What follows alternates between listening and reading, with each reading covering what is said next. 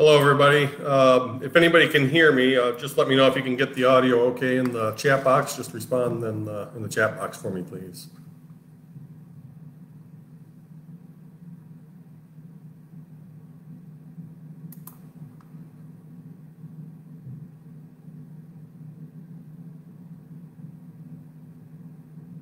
Thanks, Amy. We'll get started in a few minutes.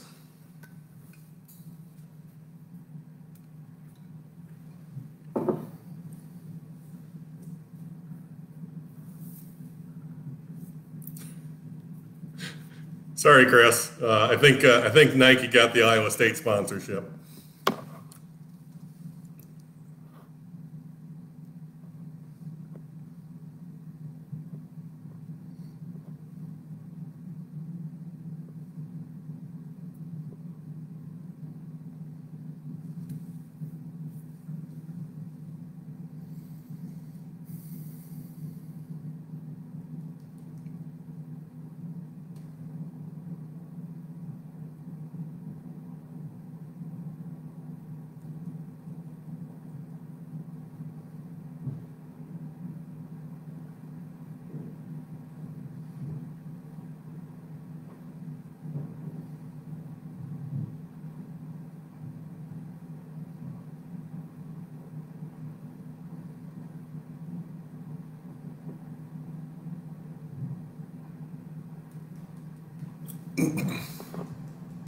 Before we get started, if anybody has any questions, feel free to just type those into the chat box here.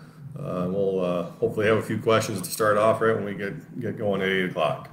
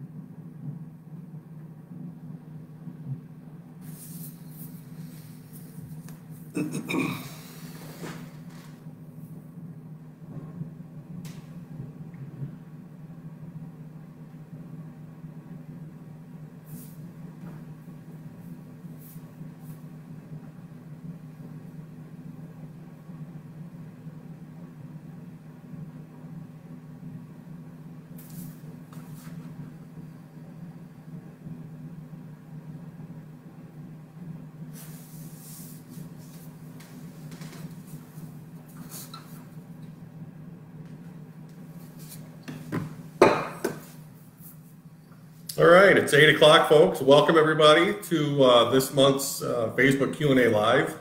For those of you who haven't been on one of these before, it's really just your opportunity to ask whatever question that can come to mind when it comes to city business and what's happening here in Lennox. Sometimes I'll have the answer, sometimes I'll need to look it up. So if I need to get back to you, I'll mention that. But in most cases, we'll try and answer everything we can tonight and follow up later if we have to. So the way this works is type a question into the chat box and you just answer them as they come through. So the first question is from Chris DeHaan. Will snow melt before July?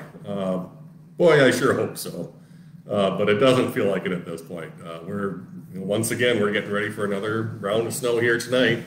The trucks are, for the most part, all ready to roll, and we'll see what happens tomorrow. I do expect to do a snow alert later tonight, so probably run from tomorrow morning sometime, maybe 9, 10 o'clock through the rest of the day. And that should be enough, though there's still a chance that we're going to get more snow than 3 or 4 inches. So if that happens, we may have to extend it, but my hope is that we can get everything taken care of yet tomorrow, assuming the snow stops sometime around 3 o'clock or so. So, Chris, I don't know the answer to your question, unfortunately. I wish I had a magic 8-ball, but I'd like to think that before we start lighting off fireworks for the 4th of July, we'll be able to hopefully put the snow boots away.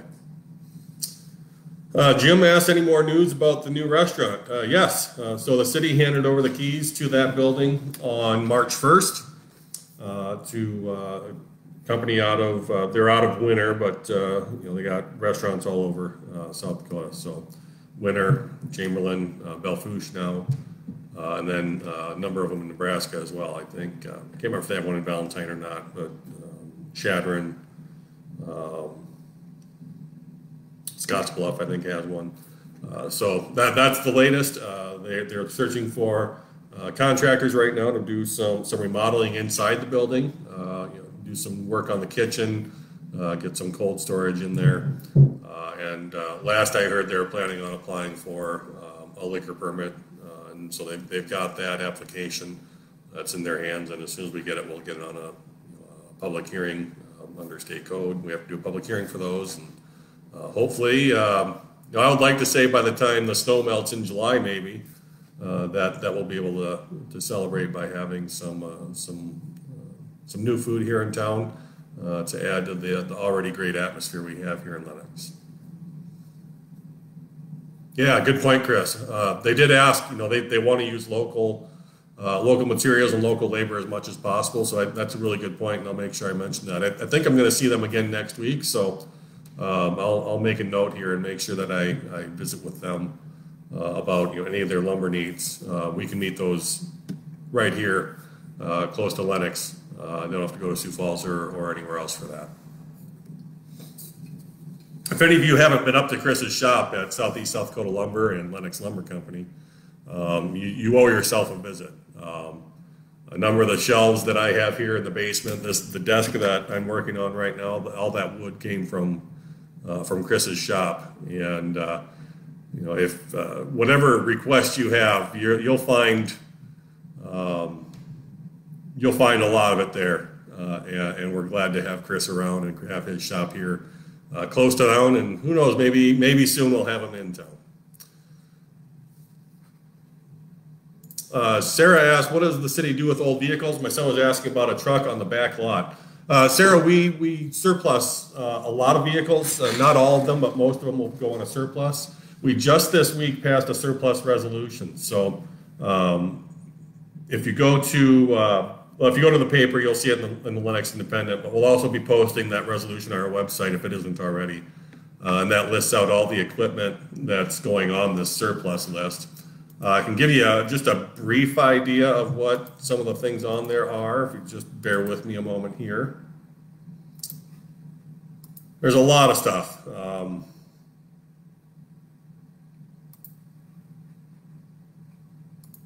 Let's see here. A couple mowers, an old snow blower, a 2001 International 4700, a 1980 International water truck, an 86 Ford New Holland mower, 2004 dump truck from International, crack seal tar kettle, a 93 Chevy C1500, a 2013 Kawasaki Mule diesel, then a bunch of other stuff, just a variety of pumps and, a couple of swimming pool slides that are for residential pools, for example, some soccer nets, a bulk diesel tank, an old Alice Chalmers ground tractor, just a lot of stuff on there. So that'll be on the website soon, and it'll also be, we're selling it all on auction this time. We're not doing open bid or sealed bids this time, just because of the variety of stuff. We got a lot of stuff in there, and that would take quite a bit of work and take more time than it's worth, quite frankly, to sell a lot of it. So we're going to be selling it through Big Iron Auctions. That auction will start in late April and run through mid-May. April 19 starts and ends on May 10. So bigiron.com is where you're going to find that. We'll be advertising it, obviously, on our page. So stay tuned to our Facebook page. And if you go to Big Iron on Facebook, they post a lot of the stuff on there as well. So you can follow their page and be up to speed on what's going to be coming available. Good question. Thank you. Other questions?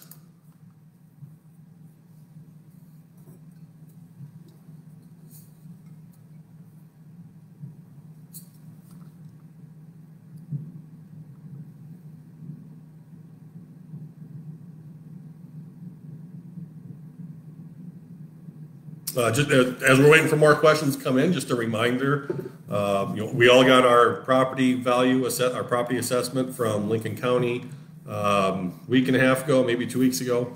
If you're wanting to appeal that, tomorrow is your last day to file that appeal. So if you need any help with that, just call us down at City Hall. Denise or Jen can both help you with that, filling out the form online, getting the comparables, things like that. Again, we have an equalization meeting every year where people can appeal those values. If you think it's too high, you come to the city council. The equalization board is made up of the city council and one member from the school board, and request a different value if you feel it's justified. So that's your chance to speak to it, but you have to file that appeal by tomorrow at 5 p.m. So if you're not sure if you want to file the appeal, if you're not sure how to do it, just call us down at City Hall. We'll walk you through that process. It's not that difficult, but you do need to have some sort of market-based rationale for where you think the value of that property is. So certainly true that property values have been increasing in the region in the last several years, and we've certainly started to feel the effects of that here in the next two. So. Matt asked, does the city have a plan to deal with the emerald ash borer when it arrives? At this point, Matt, we don't, though we do work on the assumption that it's probably already here. There's been discussion, this is probably going back 4 years or better. It wasn't long after I started, we had some discussion on this with a couple of forestry experts. And, the recommendation from them, most likely because they were selling the treatment, was that we treat all these these ash trees in town. In the grand scheme of things, I just don't know that that's the fiscally responsible way to handle it. We've got a number of ash trees, including in our city parks, but also throughout town. It's one of those things that we're going to have to look at when it's confirmed here, and is it something that we want to handle aggressively, or is it something we simply want to start eliminating the spread of the ash borer? So we're all ears too. I mean, if there's ideas for what we should be doing here, I don't think there's a ton of people talking about it, but it is a big deal. Certainly hit a lot of states really hard and lost a lot of beautiful trees just because of this one little beetle that seems to be able to withstand almost anything. So.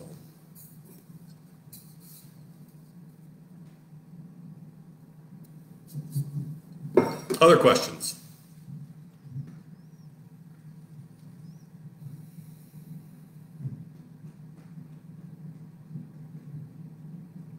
A little bit of good news to spread tonight. We also, at Monday's City Council meeting, City Council approved a grant agreement with the Deadwood Historical Foundation So Rich Schriever, who is on the Historical Society here in Lennox, applied for this grant. It's a $10,000 grant, and we were approved. So that's great news. And the city had already appropriated or budgeted $50,000 or $40,000, excuse me, for the library this year to make some significant improvements to the building, just to work at getting it up to where we really want it to be and where it needs to be as a really, it's the only building in town we have in the National Register of Historic Places. So it's a pretty important building for us to keep up. And got a chance to meet with the Historical Society last night about their plans, and we've got some work to do on that building. I don't think any of it is impossible to achieve, but that's I think it's really important we put some focus on that too. That building tells the story of this town, and as more people like me move in from outside of the area who aren't very familiar with Lennox, I think it's important we have a way to tell that story to those generations that are coming in and make sure they know our history, where we've been, where we are, and where we're going. And I think we do a pretty good job about talking about where we're going, but there's an awful lot behind us that explains where we are. And so I want to make sure we have a chance to tell that story in the future, well into the future.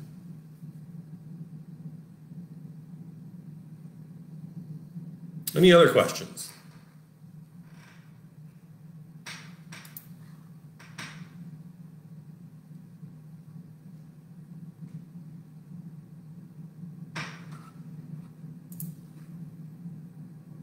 Also, a lot of you are aware we've been down a few positions in the streets department over the last couple of months, so we did hire one of those positions on Monday night.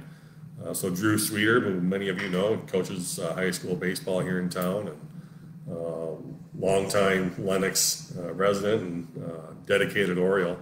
He's going to be serving as our streets superintendent, or excuse me, streets and parks maintenance specialist. So he'll be, in the winter and colder months, he'll be spending his time doing some planning in parks and helping with street projects like snow removal, those kinds of things. Then in the summer, you'll see him at the park, leading our parks crew, our seasonal parks crew, running the maintenance and everything, start up at the pool, and just making sure everything in our parks runs as seamlessly as possible. So we're thrilled to have Drew coming on board as our parks and streets maintenance specialist. Got one more position to hire yet. Been making do with I've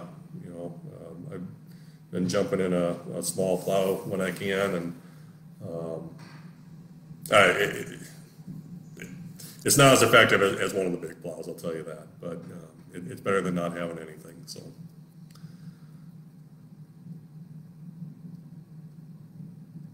I'd be interested in talking about that as an option if the removals don't take place sooner than later. Under planting new trees in our parks, there's a Arbor Day Foundation grant that I've been looking at the last couple of seasons, and I have yet to apply for it. I think we've got a good argument to do it, especially after the storm, and in 2021 that took out a number of trees in our parks, especially.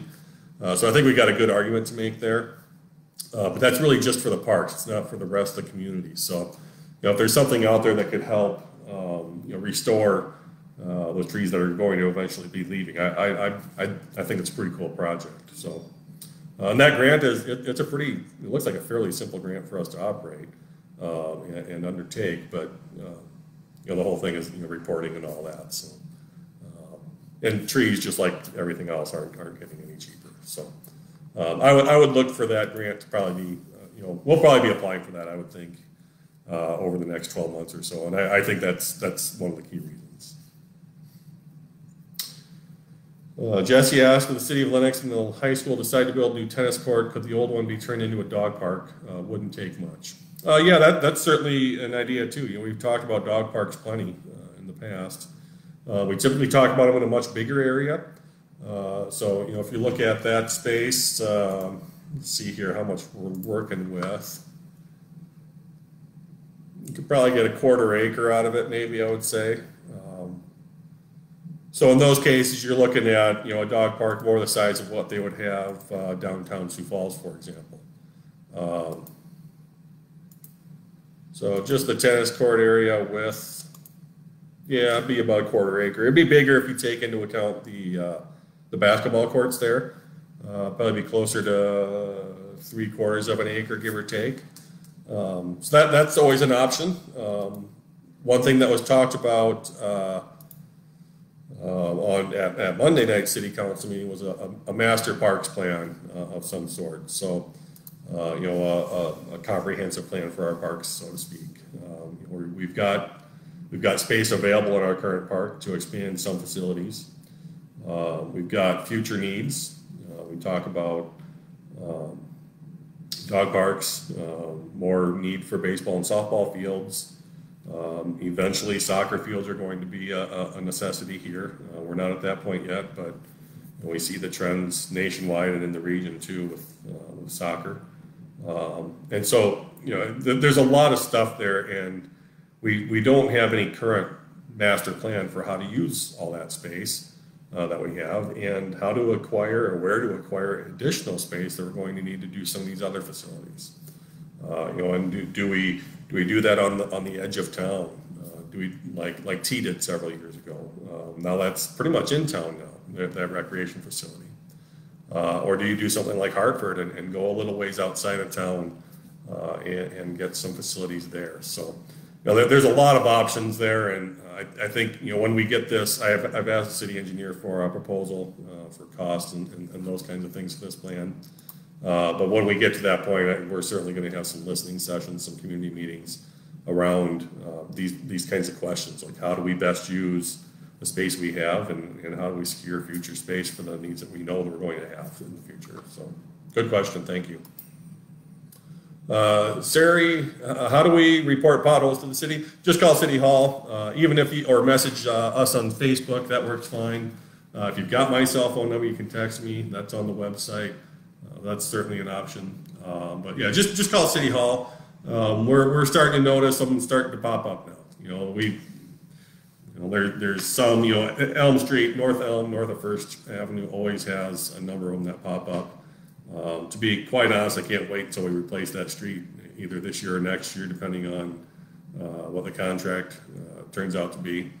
But it's really as they come up and as the frost pops up, we're going to see more and more of them. Some of them are going to be quick patches with cold patch.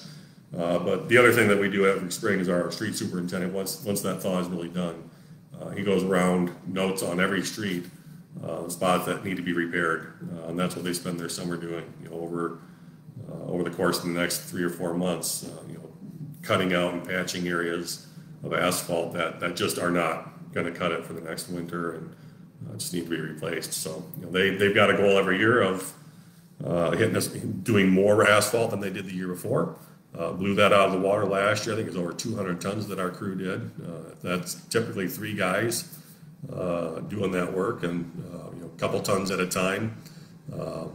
With any luck, we'll have decent weather, and that's one of those things that really drives how much they can get done in a year. So a good normal or dry year tends to lead to more.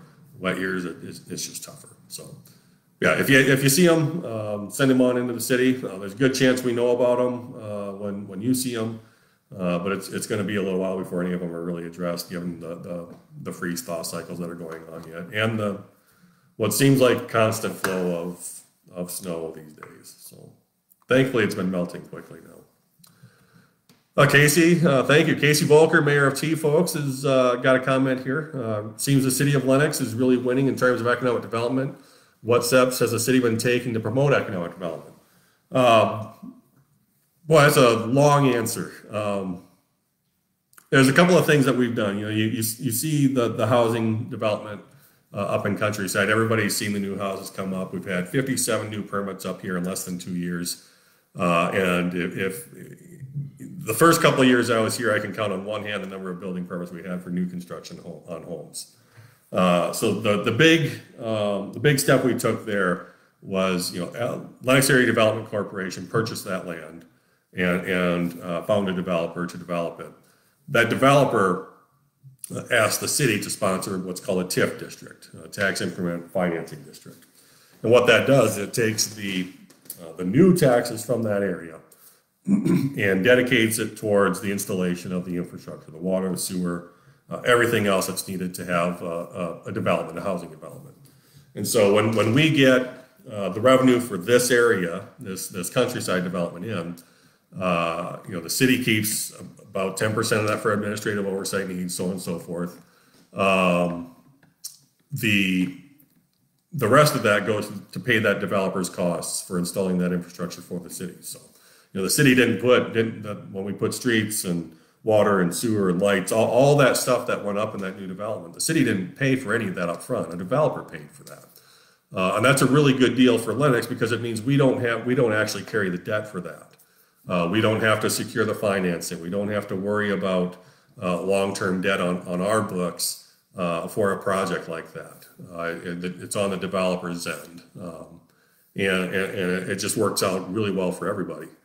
On top of that, we've been working very aggressively to attract certain businesses. You look at a restaurant, for example, the Mexican restaurant that's going to be located here.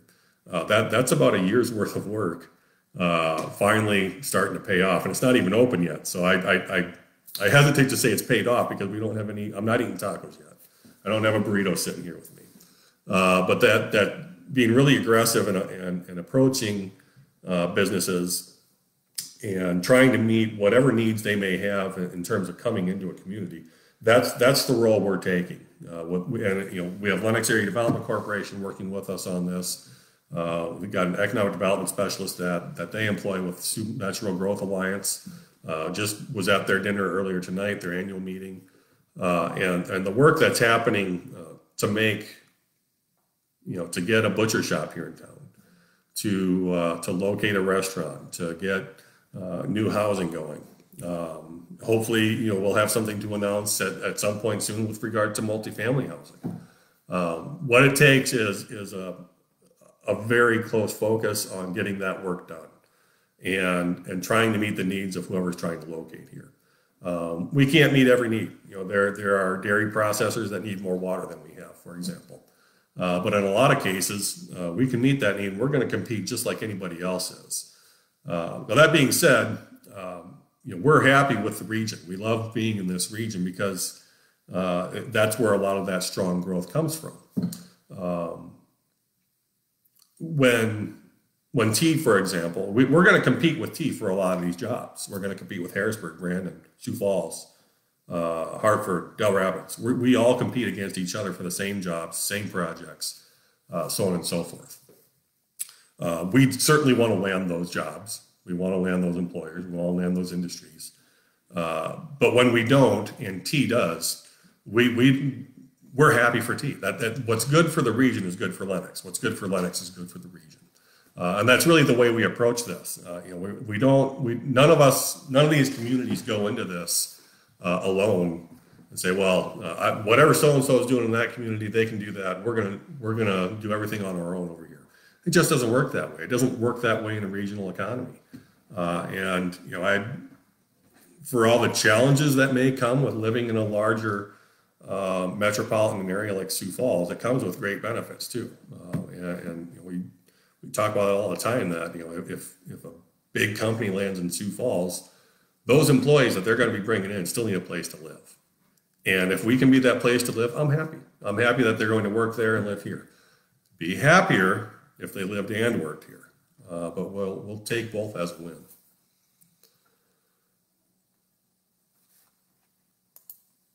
Josh says putting infrastructure on our water bills, over assessing houses and gaining taxes is probably a big one for the city, but kills the citizen.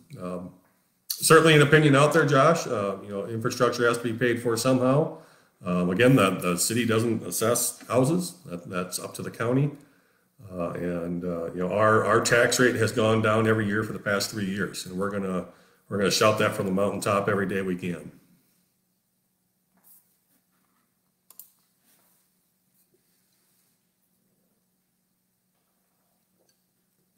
Other questions?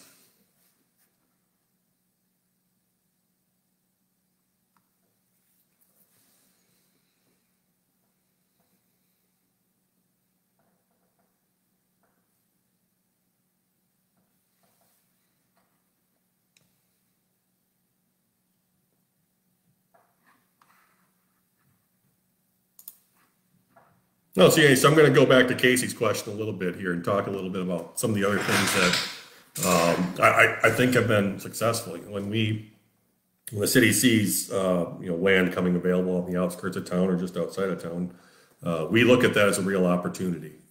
That somebody is willing to sell land. It's not something that the city's coming in and forcing anybody to do. It's an opportunity to work with a landowner that wants to either move on or downsize, whatever it might be. And so the city worked with the Eining property on the southeast side of town to buy that. It took less than a month for us to. I mean, it seemed like the next day I was getting knocks on my door about what would the city sell it for, and what's it worth, and so on and so forth. So I know there's a lot of confusion about why the city bought it. My favorite rumor was that we were putting the fire and ambulance out there, or fire in City Hall, or something else. None of which is true, but rumors seem to have a life of their own in every town, and it is what it is. So, but it's just one of those things. We're not going to wait around for something to happen. I think is the key, Casey. We don't wait for stuff to happen. We try to make it happen. We try to incentivize it for everybody. So.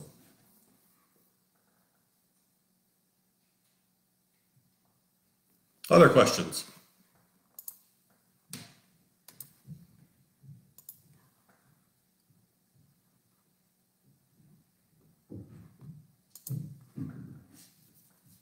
I don't know if Audra, our librarian, is on tonight, but she would want me to mention that we do have an opening for assistant librarian at the city library, at the community library. So if you're interested, it'll be in the paper this week. Should be on the website. I don't have it on there now, but if not tonight, then probably tomorrow at some point. So if you have any interest in books, reading, story time, kids, those kinds of things, it really is a great opportunity for somebody that just wants to fill a little bit of their time during the week. We're not talking about a huge number of hours, but it's a really great opportunity to help your community and help out overall. So.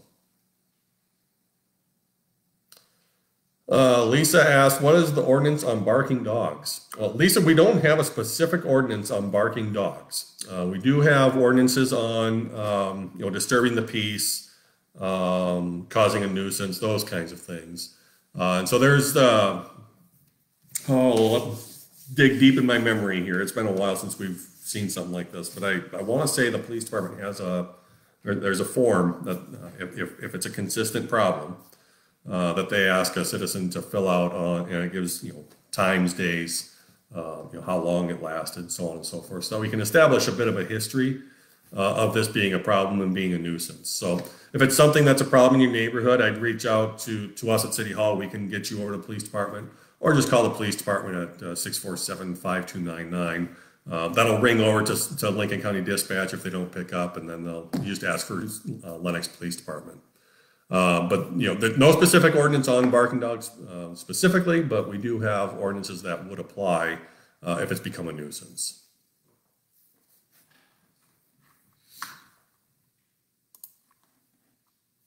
Josh asked, while we talk about animals, what do people do about stray cats? Oh boy.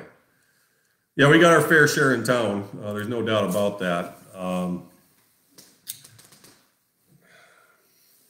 Here's what I'll say about stray cats. Don't feed them. Don't take them in. Don't trap them. We see it a lot. We see food left out for stray cats, and it honestly, folks, just encourages more of it, and it becomes a bigger problem than anybody can handle at that point. So, I think everybody knows I'm a dog guy. I'm obviously not a cat person, but. We don't want to see cats suffer. We don't want to see them in ill health. But at the same time, we generally won't have animal control come out for stray cats.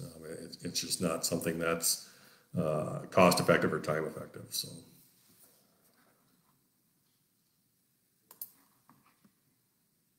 Becky says library. Yes, she did post it to the library's Facebook page. So we did that early last week. So if you want more information right away, you can go to that Facebook page.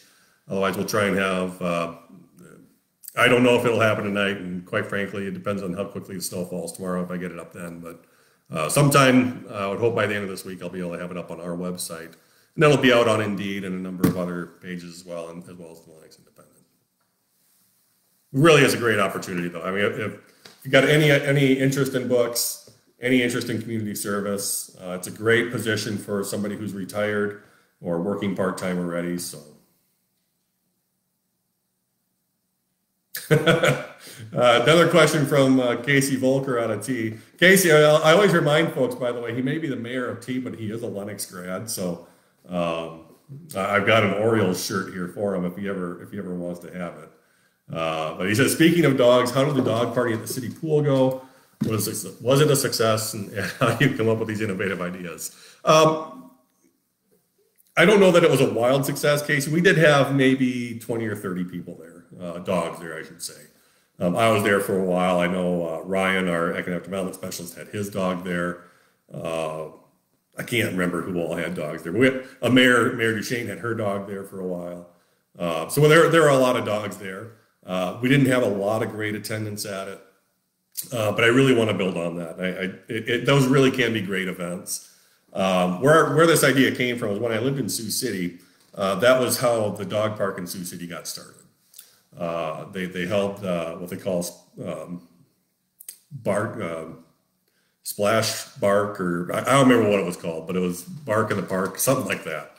And they did it every year at Riverside Pool on the west side of Sioux City. Biggest pool they had, a lot of zero depth entry. And it just went really well every year. Now, don't get me wrong, it's a big pain to clean up after. I mean, there's a lot of dog hair, and you can imagine what dogs do.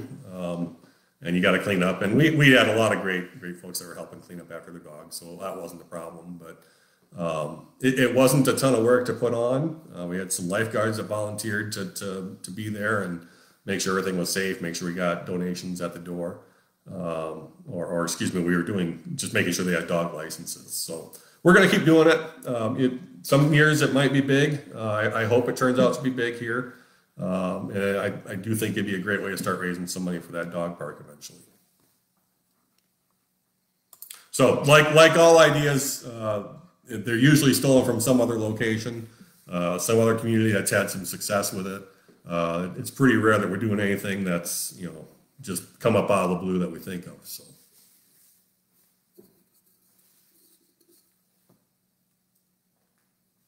One of the other things I'll be working on this year, and anybody who's been on these Q&A live knows that these Q&As came out of the effort that we had going forward to engage more effectively with the community and get discussions out there and get answers to common questions, so on and so forth. So we're going to keep that up this year. Obviously, we're doing an in-person Q&A tomorrow night, for example. We'll do these live ones every month. But one of the other things I want to work on this year is starting some sort of a Citizens Academy here in town, where people who are interested in playing a role in the community, whether that's elected or volunteering or otherwise, have a chance to learn about all this stuff that happens. It's easy to think that for somebody driving through that we're just this sleepy community there that just happens to exist to your south of Sioux Falls, and I can't begin to tell you how many different things are happening on a given day here in Lennox that I think a lot of people would find fascinating if they only knew about them. Anybody who's been on these know I love talking about the exciting stuff that happens at the wastewater treatment plant. It's not the coolest thing to talk about, I get it, but there's all kinds of exciting stuff that happens there, and how we take what's all waste and turn it into water that's cleaner than anything that's coming out that's already in that creek is just amazing. The process is awesome. The dedication of our staff to making sure that we treat this water appropriately and make sure we're releasing clean water back into the environment, stuff like that. What happens on a given day in the police department? What kinds of things are they working on? I'm telling you guys, it's not school patrols. You'll see them there, and it's important that they're there, and we'll write tickets at those when we need to. But there's a lot more going on that you may not be aware of. And we just want to make sure that people have an opportunity to learn about those things, what's happening on a daily basis on economic development, what we're doing on finance, how we're trying to plan for the future in terms of water and sewer sustainability. I get that there's, it's a lot of stuff, and it's really difficult to keep up with all that if you're not in it every day. So we want to create some sort of opportunity for people to engage in that and learn about it firsthand, so that they can, maybe one day they'll be a leader in the community, or maybe they already are and they just want to learn more about it. So more coming on that later. I'll actually be at a conference on that in May. What I thought was going to be a fairly simple book, I got a much larger book in the mail this week on that as well. So we'll see how long it takes me to read through that. But I just think it's going to be a really great program. And we're looking, and if anybody wants to volunteer to help with something like that, you know where to find me. So.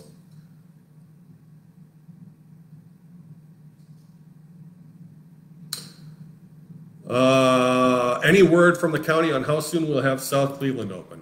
Yes, there was an update to that after the last meeting. Let me see if I can find that here a second. Open up the right email here.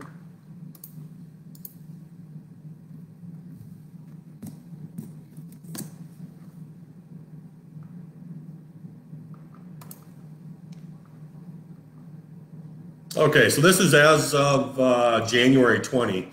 They were planning on having it open in mid to late December. Obviously, cold and snow hit, which brought them to a halt. So they won't be wrapped up until spring.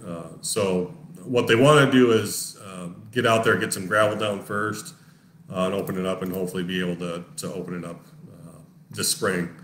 Now, as we all know, this spring could be 3 weeks away with this weather. It could be 3 months away at times. So, we'll see. We're hopeful they'll be able to open it up relatively early. I don't think there's a whole lot of work left. I think it's probably mostly surfacing at this point. So, good question. Thank you. Chris, thank you for taking time out of your night. Keep your community aware of what's going on. Thank you, Chris. I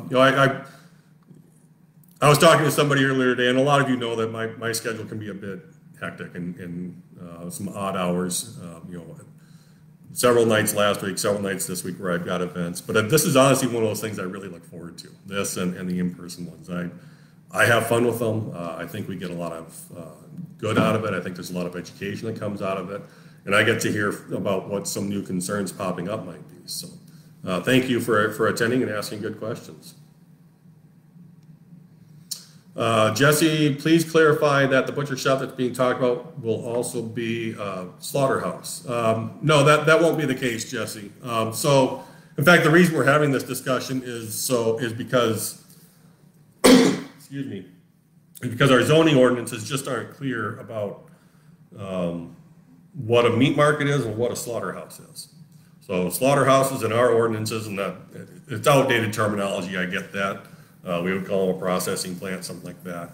That's something that's allowed with a conditional use permit in a heavy industrial zone only. So in Lennox, we don't have any land in the heavy industrial at this point. We need to buy more.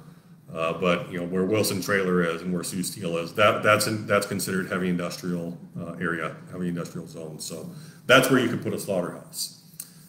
Meat markets, on the other hand, are talked about in our central and general business districts. But it doesn't give a clear definition of what a meat market is. So is a meat market just a retail shop, or does it include kill and process? So a butcher shop, to me, and we had this discussion with the Planning Commission, it seemed that a butcher shop better described what we were talking about and would allow, the ordinance that we're proposing at this point would allow a butcher shop with no more than 5 head slaughtered a day. That doesn't, one thing that we need to discuss more, I think, is, how do we handle wild game, for example? That's not necessarily considered, processing of a head of cattle or a head of livestock. So, essentially it's up to how many they can store at that point. So, but there are, of course, concerns that come along with that. And so we're trying to build some of those concerns into the conditional use permit requirements. So, Central Business District, for example, will require a storefront, no more than 5 head of livestock per day, not including wild game. Alley access will be required for off-street loading of animals. No outdoor keeping of animals. They have to have an acceptable manure management plan in there as well. And they have to do indoor storage for any offal and animal byproducts or waste. So there's a number of things we're trying to put controls in there for to make sure that it's not a burden on neighbors and the surrounding zone. And I think we've got the right thing here. I think we've got something that can work really well. It's something that I don't know about anybody else, but I'd love to have a butcher shop here in town. I grew up with butcher shops in my small towns that I lived in. In fact, I still go to some of them today for some meat. My dad-in-law, when he has beef processed, is at a small town butcher shop, and I would love to have that opportunity. I would love to have the opportunity for that to happen here in Lennox, and not just Hudson, Canton, and a couple other towns. So, good question. Thank you.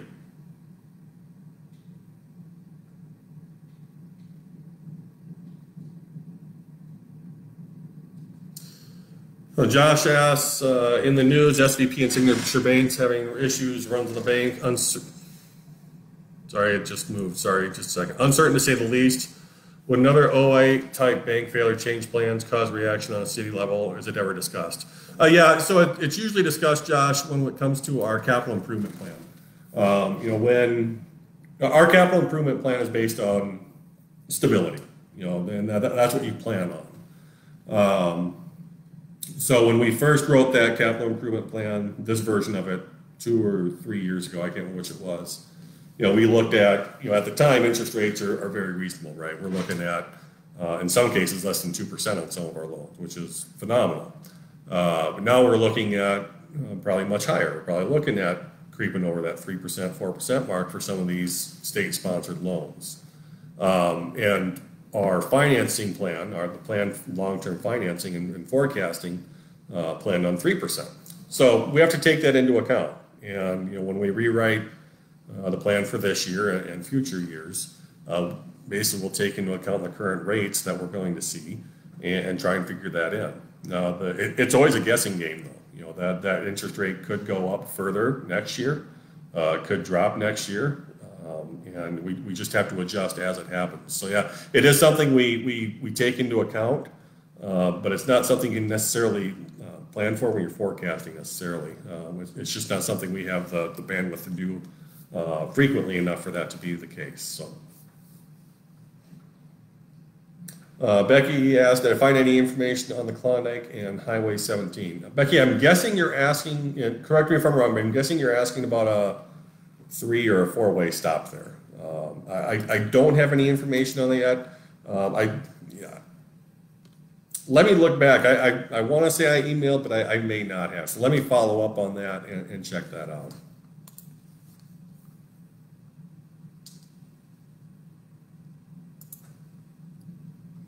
Josh asked, would those rates affect water bills? Well, water and sewer. They could, Josh, if we're taking out, so again, our primary financing method for utility projects is the state's revolving loan fund, the SRF program. And so when those rates go up on the loans we get, apparently my watch decided that was a good time to talk. Sorry, folks.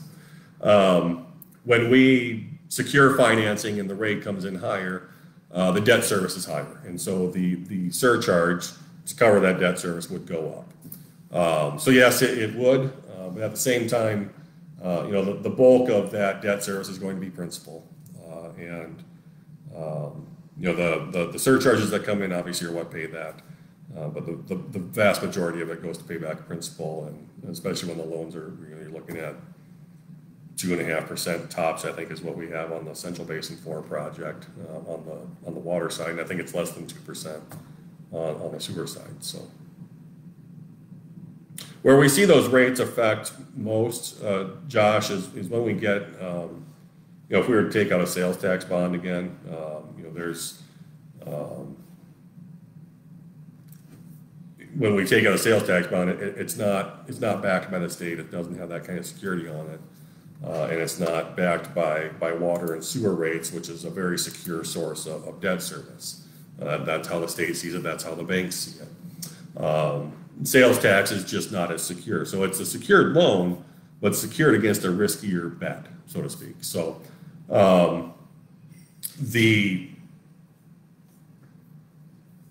when we pull a sales tax bond or a special assessment bond even, those interest rates tend to be a little bit higher. I can't remember what last year's sales tax bond came in at. I want to say 4.5%, but it's significantly higher than the rest. So,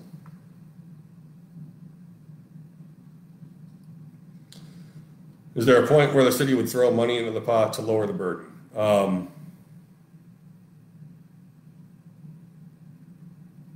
Yes.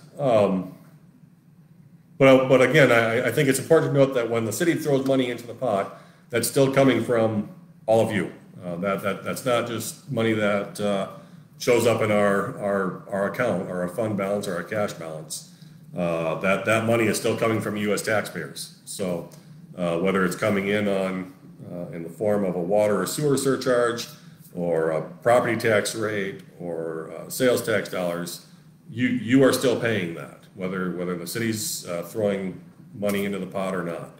The most likely source of that, and this is planned into our capital improvement plan, is to use funds from the second penny fund, sales tax fund. So as sales tax continues to grow in town, we'll see more dependence on that, we hope. But at the same time, that also comes with a higher interest rate. So, and you can use cash when that builds up to a certain point as well, but we tend not to do that just because it's more cost effective to borrow that than it is to decrease your cash balance for it. So short answer, yes, but long answer is it's still your money. You're still paying for it.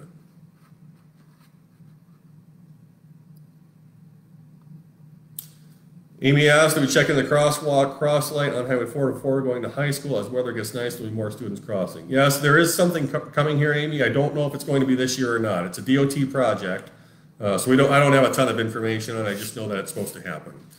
We also the police department did secure a grant to get, I want to say it was the speed signs out on the highway. So that's coming as well.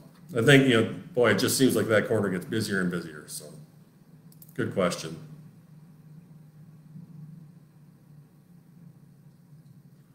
No, yeah, you're right, Becky. I was going to see somebody in the next few days, and then the meeting got canceled. So my apologies. I think that's probably where it got lost. So I will follow up. I can shoot him an email yet tonight and see what the process is for that.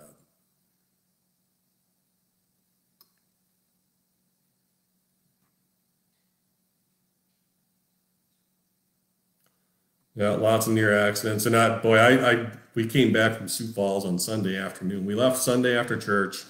Roads were, it was starting to drift a little bit. It was blowing over the road, but it wasn't unsafe by any means. And by the time we got back into town late Sunday afternoon, man, most of the Klondike was a solid sheet of ice by that point, and that whole intersection was just covered with ice. So even in the summer, I take extra care when I'm approaching that. That's a route I take up north if I'm going to go fishing or something. I come back that way. About a mile before I get to that corner, I'm taking it off cruise, and I'm really careful as we approach that corner. I hope most folks are.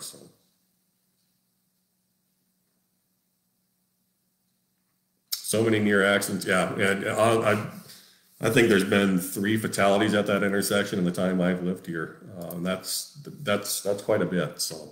I think bringing the speed limit down north of town is certainly helpful, but that's not, that doesn't extend up to that corner either. So, but as we get more traffic on that road, it's already very highly traveled. In fact, I hate to guess what it's at. It's in the thousands of vehicles a day, obviously, but if you go to the DOT website, you can see the traffic counts for that area. So it's not a small amount of traffic. It's just going to get busier. So,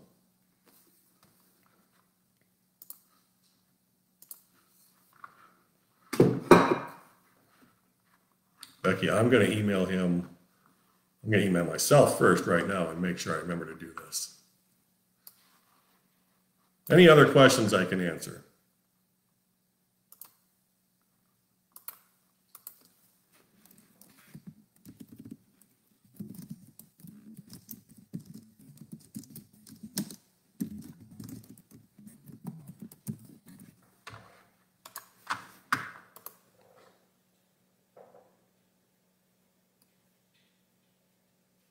Yeah, I agree. I agree.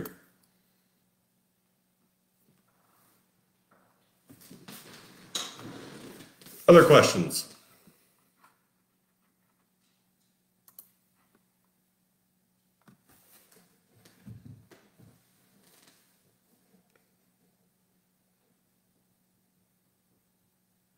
One of the other ordinances we're working on lately, folks, we've we've got a lot of interest in the last year or two with houses or barn dominiums, those kinds of buildings. And at the same time, we know that as the community grows, it's going to naturally expand the boundaries and eventually start to swallow up some longstanding acreages. And you want to figure out, well, how do we incorporate those new construction opportunities into our zoning ordinances? Right now, there's really no opportunity to do that under our ordinances.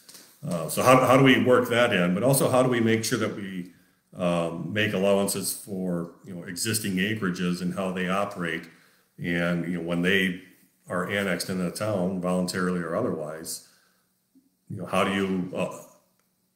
We need a way to make sure that they can continue operating largely as an acreage until the point that they decide they don't want to. So that they can have a couple horses, some hobby livestock, chickens. Like I had alpacas. Somebody asked about alpacas like a month or two ago too. So didn't know that was a thing, but apparently it is. How do you make allowances for those things in what are otherwise pretty much urban ordinances? And so we're trying to figure out that language. I was hoping to have the first reading done on Monday night at the council meeting, but there's a couple more concerns that popped up that we wanted to take a look at. So will be coming. It is going to happen yet, I think, assuming the city council sees the need there.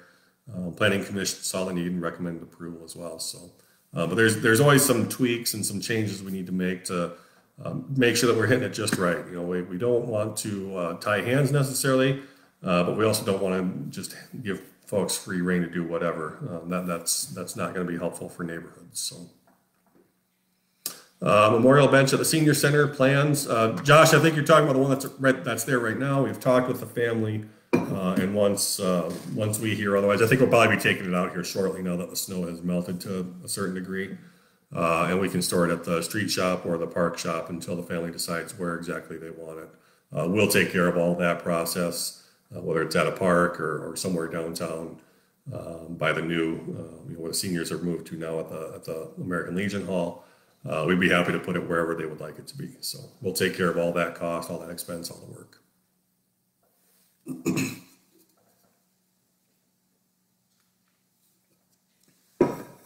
Other questions?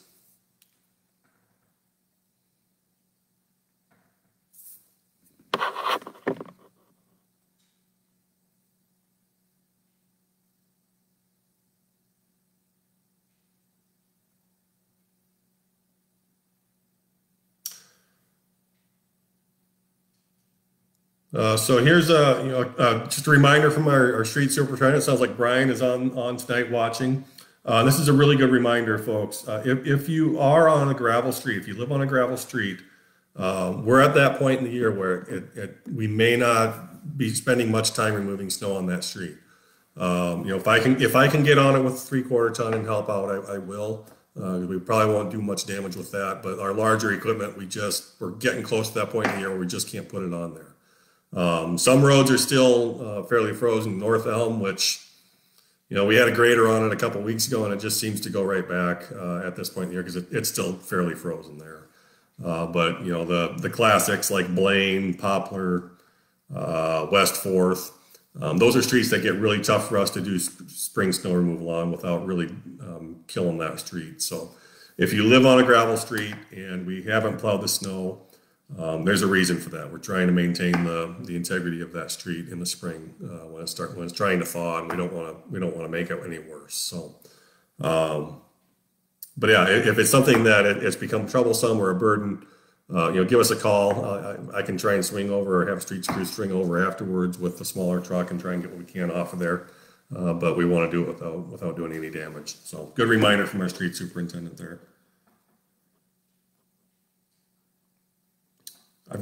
Sorry, folks. I've been ignoring my text messages. I got a few here just to make sure I'm not missing any. So, doesn't look like I have any others, just some general stuff here and there. So, question from Josh: how long is RV Park planned on being there? Any changes? Josh, I'm going to ask for more info on that one. I'm not quite sure what you're referring to there. So if you can either reply to that comment, Josh, or comment further down, I'll get to it eventually either way. So I'm just not clear what you're referencing there. Casey asks, egg prices are crazy. My daughter would like to know if chickens are allowed in town. You can have 4 chickens here in Lennox, 4 hens, no roosters, but you do need a permit. And under our ordinances, that permit has to go through the city council. So if you want to have chickens in town, not a problem. You got to keep them contained. Got to have a good coop that isn't just a haphazard construction. And you got to get the permit, and that all goes together. We got a fair number of folks here in town with chickens. I'll say at least 5, maybe 6 properties that have that permit. So, and there might be more that have chickens that I don't know about. That happens, and eventually we'll find out, and we'll get the permit done either way. So, but yes, you can have chickens here in town if you're looking to get your own fresh eggs. So.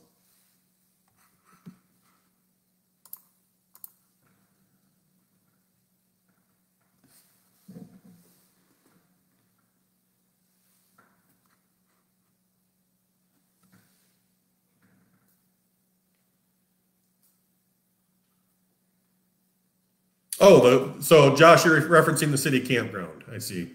Yeah, as far as I know, it's there to stay. There's no plan to get rid of it or change it. We did talk a little bit last night about, if the tennis courts aren't there anymore, what to use that area for, and that was another idea to expand the campground. But yeah, we're going to keep that. Believe it or not, the second day of the year, January 2. Our first phone call of the day, first couple actually, is usually reserving camp spots for 4th of July weekend. Family that are coming in from out of town, those kinds of things.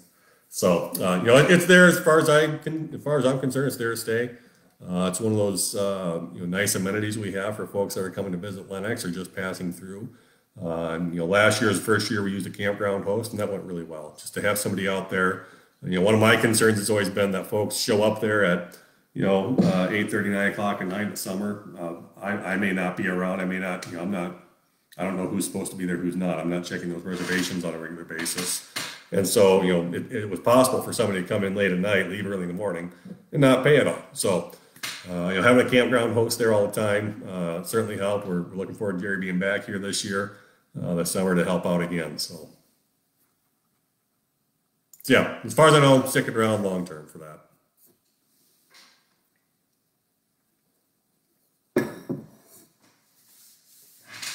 Do concrete slab ordinances apply to them? No, it really wouldn't. I mean, that just like a lot of gravel driveways and gravel parking areas, they were out long before those concrete ordinances were put in place. And so those are essentially grandfathered, just like any residents that had them before as well. If we were to expand it, then we would probably have to do something like concrete pads, driveways, those kinds of things.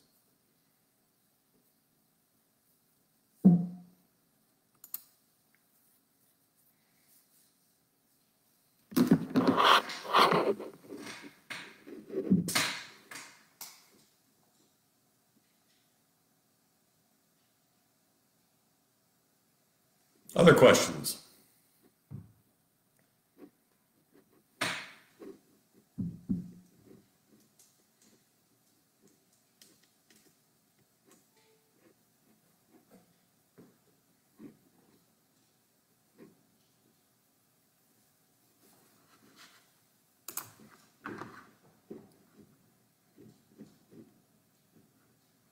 One of our, I wouldn't necessarily call it a big project for the year, but a necessary project. Last fall, we bid out a project for paving the swimming pool parking lot, making some improvements to that area as well as where the senior center is. And then the school district has joined us on that project. They're going to have the rest of their parking lot done as well as some parking areas on Fifth Avenue. So that project, we're hoping to have a pre-construction meeting in here in the next few weeks. with the contractor that was selected. And it's going to be a bit of a challenge. If you're using the pool on a regular basis, that's obviously going to be torn up for a while this summer. So, we'll work with them on an access plan and making sure we have some accessibility for folks with accessibility and mobility issues.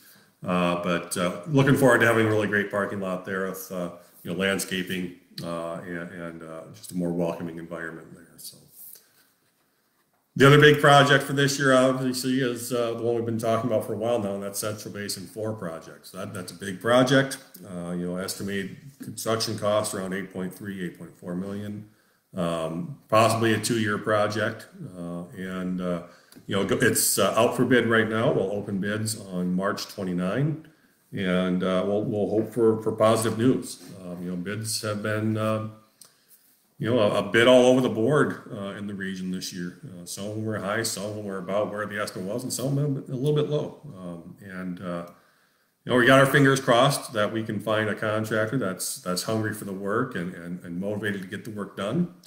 And we'll see where that comes in later this month. So T-minus 2 weeks from today, we should know, we should have an idea of which direction we're going there.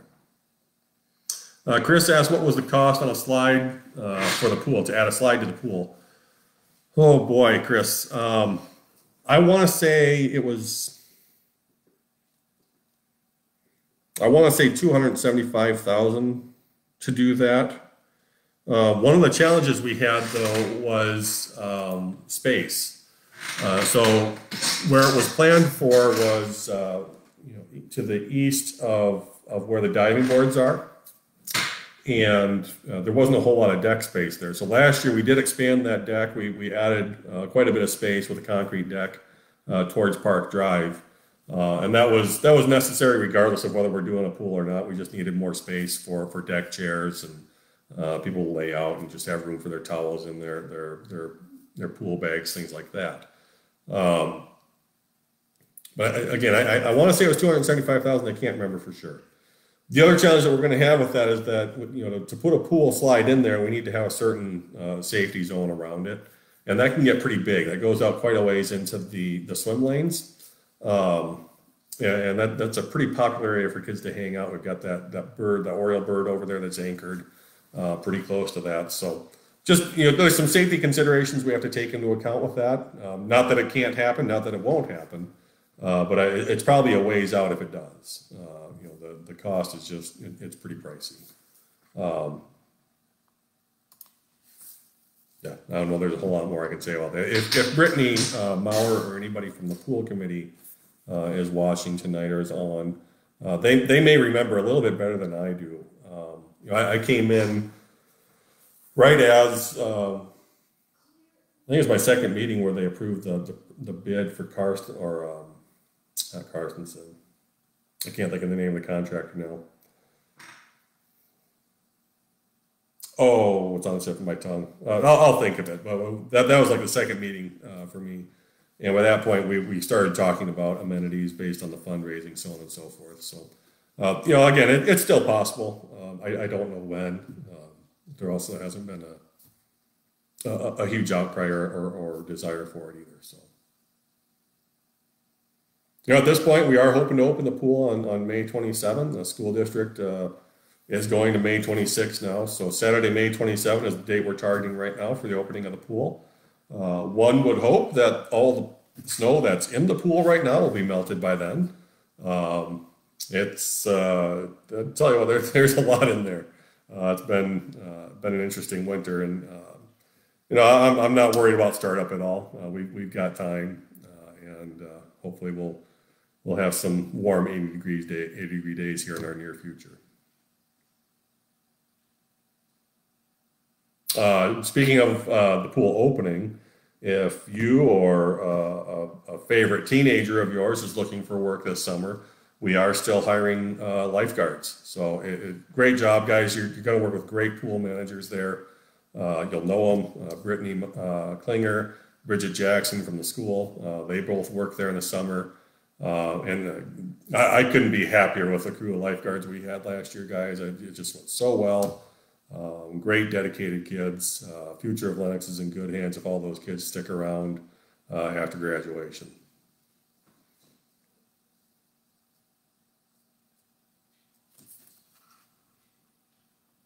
Any other questions I can answer tonight?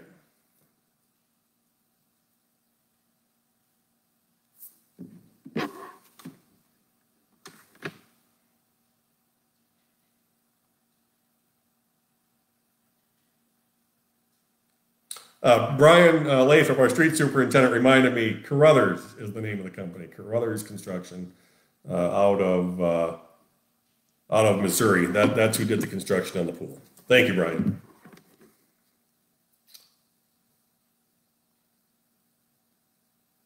See if I'm missing any others here. I usually get a lot of text messages during these things. I've had a few, so not seeing any at this point. So great. And folks, if you ever need to get a hold of me too, just my phone number is out there. It's on the website. 563 area code 940-1620. I may not answer right away if I've got something going on or if I'm having dinner or something like that, but I will answer and get back to you. So.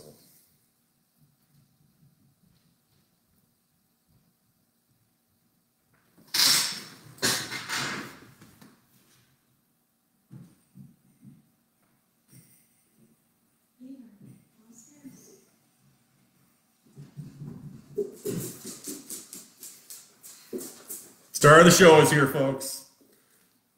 Come here, bud. You want to say hi? Oh, he's even got his bone. So everybody remembers Jaeger. Jaeger's here to say hi. Never a dull moment with him around. We did put down one of our dogs earlier this week. So some of you remember the small dog, Pumbaa. He was pretty old. He was almost 14 years old. So he left us earlier this week. We're sad to see him go, but honestly, I think the dog misses him as well, and we honestly didn't think he'd even notice. So, yeah. Josh asked, a family fun center, has that ever been floated? What can we do if we wanted to bring one? Josh, maybe you can help me clarify a little bit. Are you talking like a community center, or are you talking like a business would come in and have sort of an arcade, bowling? That kind of thing. The answer is different depending on which one you're looking for there. If it comes down to like a community center, yeah, we have talked about that, and actually that was the original plan with the senior center, was to rent it out as more of a community center, not just a senior center. Obviously, with the restaurant coming in, that changed things, and there is going to be event space here. We still have the Legion available for rent. There's other buildings here that people rent for events. We'll have Prosper Country Warehouse opening up here this summer. I'm looking forward to seeing that as well. So those are things that are already happening. Community center we have talked about, but there's got to be a really strong demand for that kind of thing for us to spend that kind of money.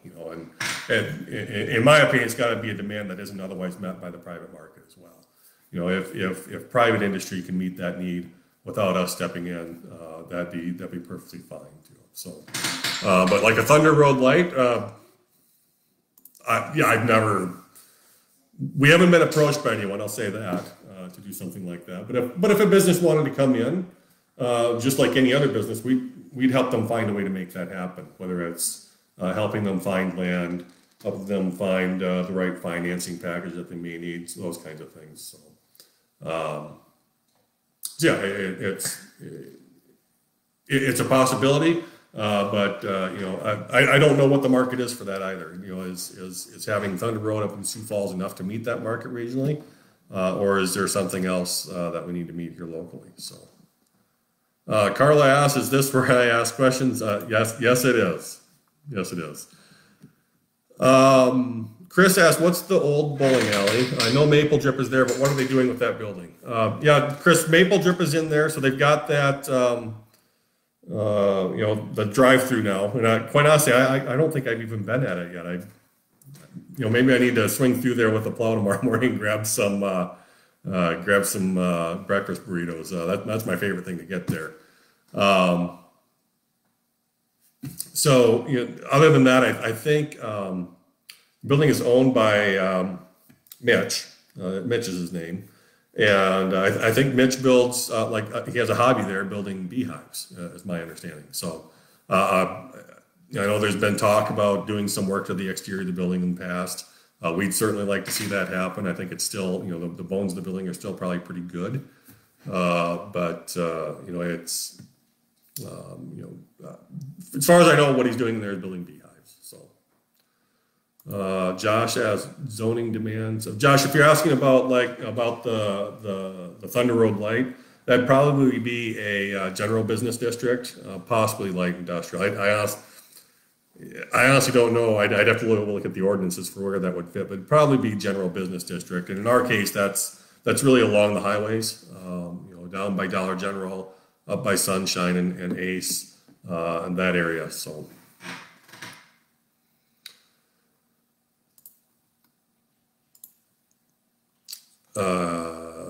Carla asked, what is the punishment for meth possession in Lennox? Lennox doesn't have an ordinance on meth possession. Those are violations that are handled by state code. So if the police department were to pull somebody over and find methamphetamines or any other drug, it'd be an arrest, obviously. And we have had our fair share of those in the past. If anybody wants to see those arrest numbers, they can see those on the monthly performance management report and the monthly police department report. But that's something that's handled by state code. We don't have local ordinances on drug possession, and it's something before the state's attorney's office, and likely set for trial, so on and so forth. I'm not sure what the penalty is, but I'm guessing it's a pretty sizable financial and jail penalty. Becky used the drive up this morning. Great, yeah, absolutely. Sorry, every time there's comments, folks, it goes down to the most recent comments, so I have to scroll back up and read the rest of the question. I'm hoping to swing by there. I'll just have to swing by there, folks. I haven't been there since he was in the trailer. So, Carla, I'm sorry, but I'm just not going to answer that question. I want to keep the questions here respectful of everybody that's here, and I'm sorry, I'm just not going to answer that one.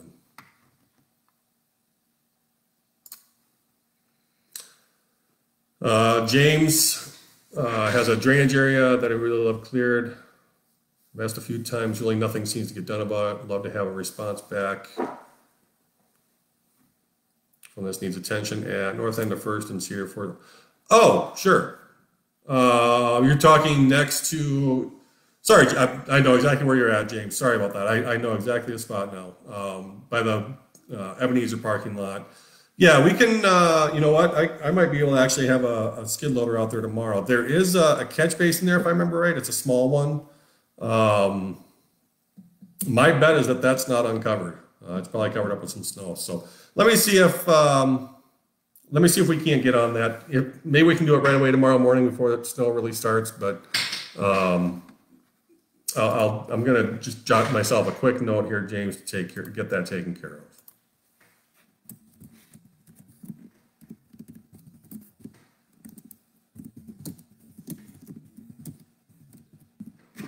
Thank you for mentioning that.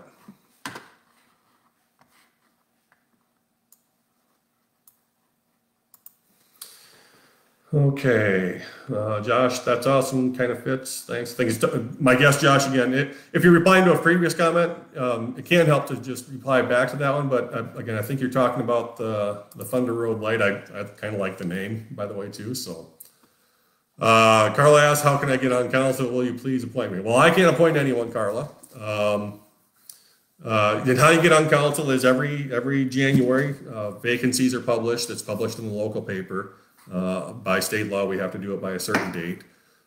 So 3 seats this year. Next year will be 3 more seats plus the mayor's seat will be up next year. So I think it's the 4th Friday in February, you have to turn in your signed petitions. You can get the petitions at City Hall. We can notarize them for you. All that jazz can be done there. You go out, you get your petition signed by anywhere from 25 to 30 people. You turn the petition in, and your name is on the ballot. So it's fairly easy to get on the ballot for city council if you're interested. You know, we're certainly, I don't participate in that process at all. I stay out of it entirely. But, you know, I would always encourage people to get involved with their community in one way or another. So when there is a vacancy in the middle of a term, then that position is appointed by the city council and mayor. And, you know, they serve out the remainder of that term until the next election. So. Yeah, James, I'm worried about whether it's, I'm worried about, you know, rain next week. So if we can, like, I'd still like to get on it. I get it. I could probably wait, but we're looking at some rain next week, and that can get pretty sloppy in that neighborhood if we don't clear that out. So we'll see what we can do. My guess is there's probably some ice down there too, so that might have to melt off before it starts draining real well. But you know, we'll do what we can. Thank you.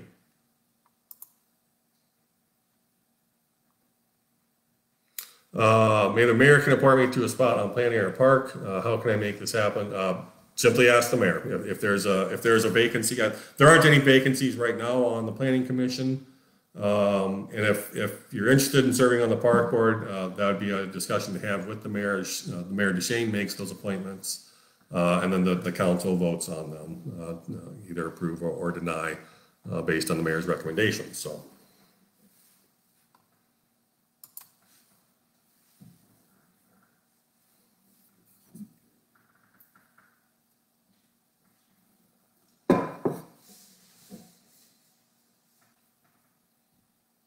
Any other questions tonight?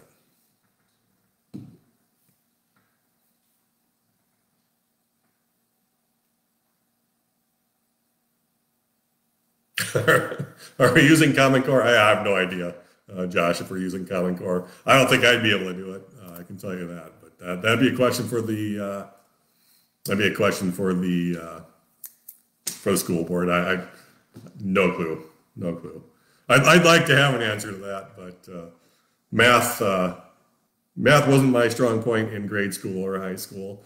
Thankfully, it became more of a strong point later, but it's still not something I necessarily be comfortable with anybody with their homework on. So, Carla, how can I get involved with LBA? I have tons of ideas to make stuff work.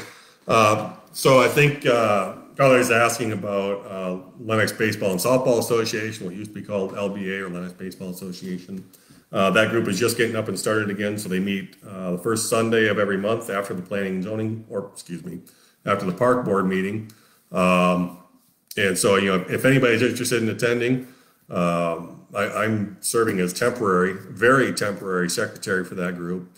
But you know, the board consists of John Vanderhoof, Sean Grangs, Kelly Boomgarden, Wendy Reichel, Matt Hansen, Drew Sweeter, Jason Dowd. So 7 people.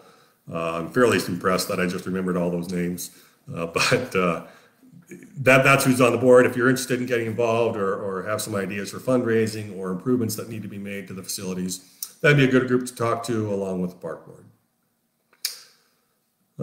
Charlotte, yes, I looked at that today, Charlotte. Corner of North Juniper and West Center needs to be cleared again. Yep, I saw that. Went by yesterday and then again today to take a look, and it's doing okay, but it could probably be cleared out again. So after this next snow tomorrow, you'll probably see us out there. I may just run out there later this week and take care of it too. So it did drain fairly well. I was fairly happy with how that happened, but boy. That's a lot of area to drain to one storm drain away to the west. So, Jesse, good question. There is not a snow alert yet, but there will be one later tonight. I'll be driving by your place early tomorrow morning. So, yeah, plan on parking the truck in the driveway, but it'll probably start sometime tomorrow morning, Jesse, 8 or 9 o'clock. I'm thinking, and run the rest of the day. So. Do what you can to get the trucks off the street tonight. If not, you'll still have time early tomorrow morning to do it. So,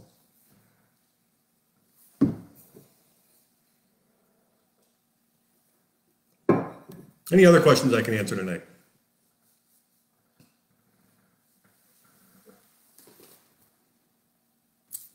Perfect. Yeah, you'll be gone before the snow alert starts, Jesse.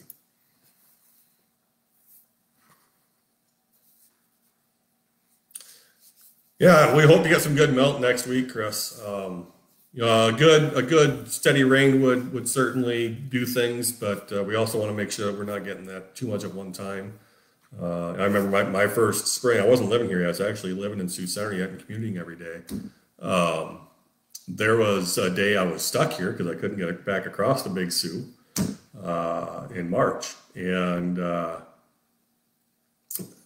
think there was a day later that week again where I couldn't get back across to come to Lennox. So I could go up to Laverne, I could go down to Sioux City, and I could get across on the interstates, but that was the only way I was getting here or back home. And I remember standing, for whatever reason, I was wearing dress shoes at that point in time, and standing knee deep in the corner of Second and Cedar. And anybody in that neighborhood knows 3 years ago what Second and Cedar looks like after a heavy rain. And boy, am I glad we got that project done.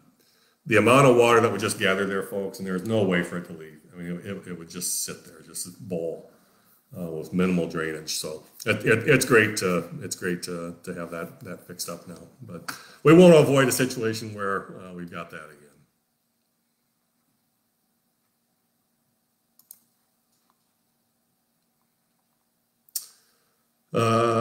Chris, it's brought my bike home today.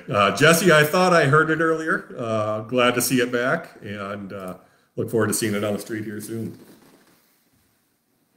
I gotta admit, it's a little cold yet, but to each their own. Yeah, Josh, I agree. South Dakota, hard to say when that's going to happen. This is a lot of you know I like to ice fish, and it's pretty rare for us to be able to go through into April ice fishing. At this point, it looks like that's a complete possibility. So I guess we're going to hope to put the herd on some perch later this year. We'll see. Any other questions?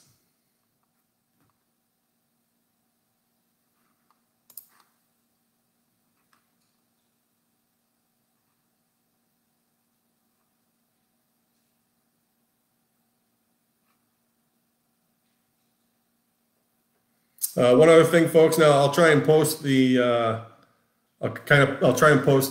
link here in the comments later. But we have a survey out right now on the comprehensive plan, so if you're interested in the future growth plans of the community, consider filling out this survey. It'd be really helpful for the group that's put together to consider the changes that we're making in the comprehensive plan. So starting the fourth Thursday this month, I not remembering it'll be next week Thursday, I think. We'll have a group committed to looking at the current comprehensive plan and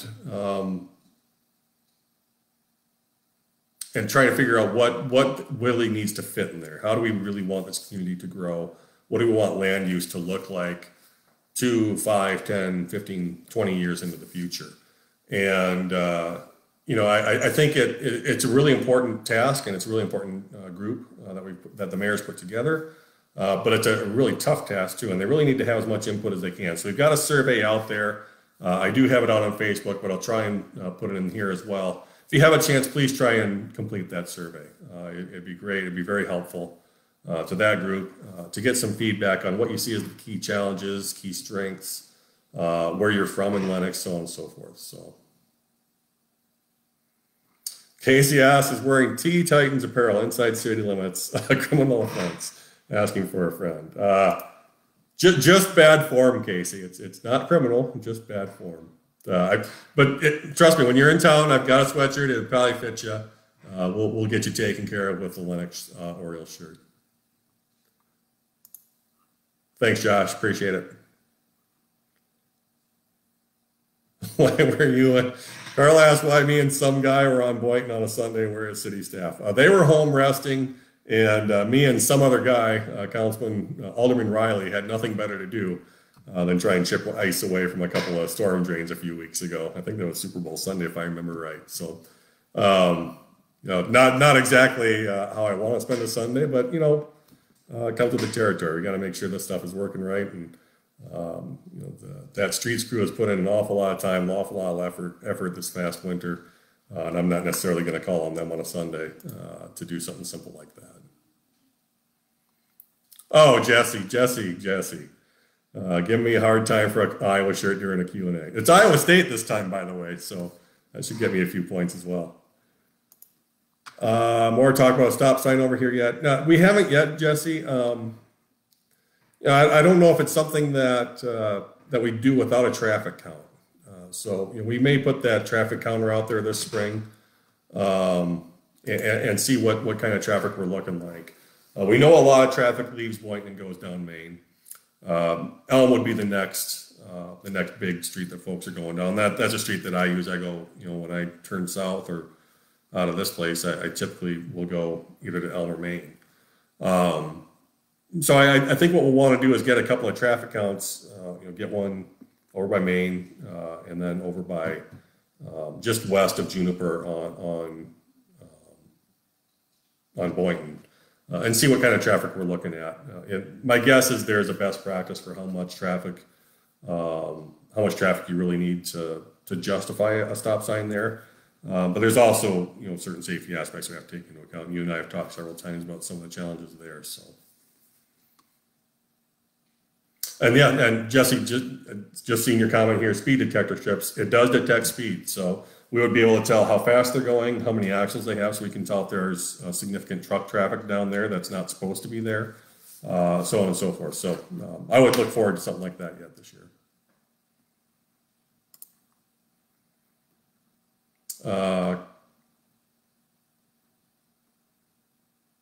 Not quite sure what that next question is about. Everyone that wants to. Lisa, if there's a question there I'm missing, just let me know and I'll try and answer it.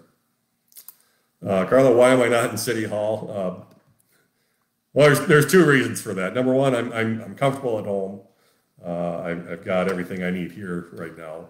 The other reason for that is that my office is a little bit torn apart right now. We had a pretty bad water leak through the ceiling, so we're missing quite a bit of insulation and sheetrock right now.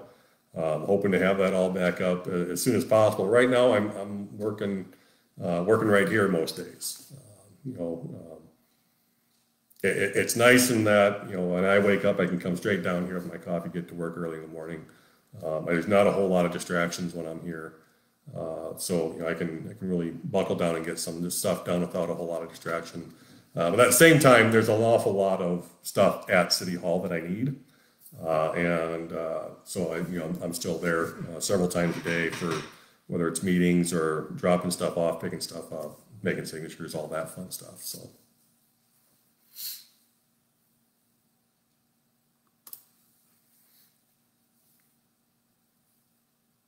Thank you, Becky. Yeah, thanks for clarifying that. Carla, I'll be honest, I have hidden a few comments here. If they're just not supportive of a positive community atmosphere, I'm going to hide those comments. They're not meant to generate good discussion. They're meant to generate some division, and that's just not what we're here about. So I'm gonna hide comments that, quite frankly, in my opinion, are just not respectful of the environment, and that's just the way it is.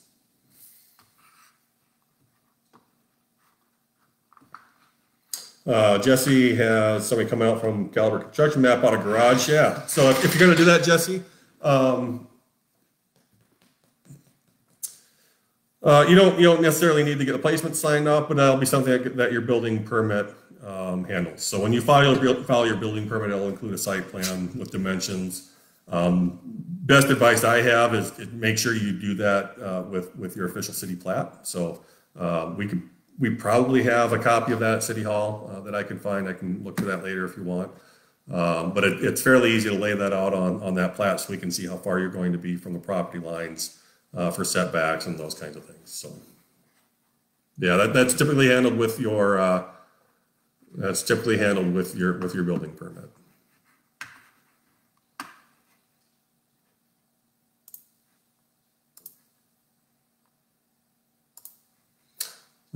Thanks, Chris. Appreciate it.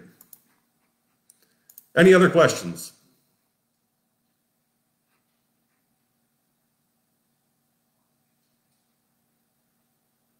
Sounds good, Jesse. Thank you.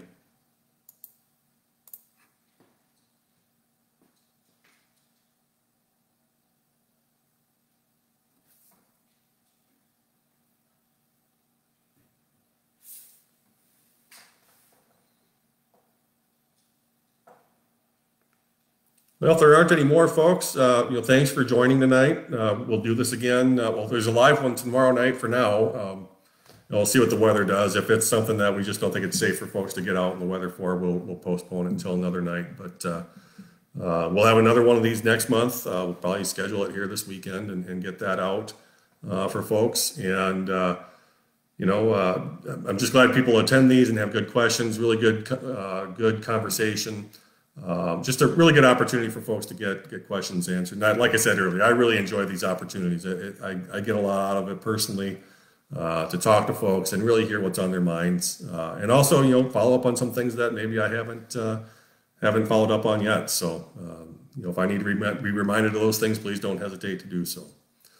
So for now, hope for rain instead of snow tomorrow. Maybe we'll get lucky and won't get a whole lot of snow on the street, and we won't have to move a whole lot. But if it does, we'll be out there. We'll take care of it, and we'll move on to the next one. So have a good night, everyone. Stay safe, and we'll see you next month.